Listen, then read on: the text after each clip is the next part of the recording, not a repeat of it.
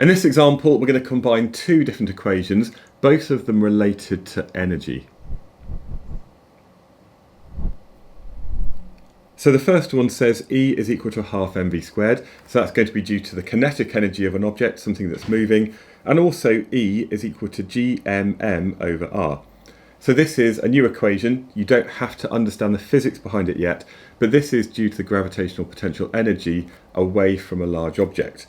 So the first thing we're going to do is we're going to equate the two things together, and therefore we can say that a half mv squared is equal to gmm divided by r.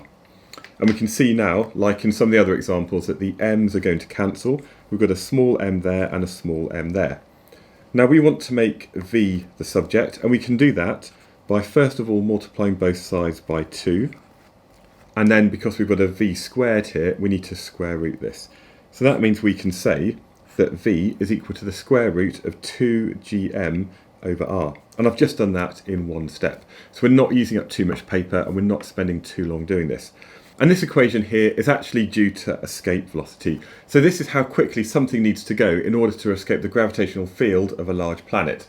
So for example, you might have a rocket that's trying to go to the moon. How quick does it need to go?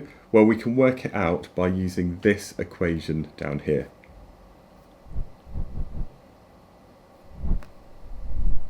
By the way, this is just one of many videos I've made covering all of the maths that you need to understand for A-level physics. It's part of a mini course which includes many more topic videos, multiple worked examples, and also a guide that you can download. You can find all of this over at alevelphysicsonline.com.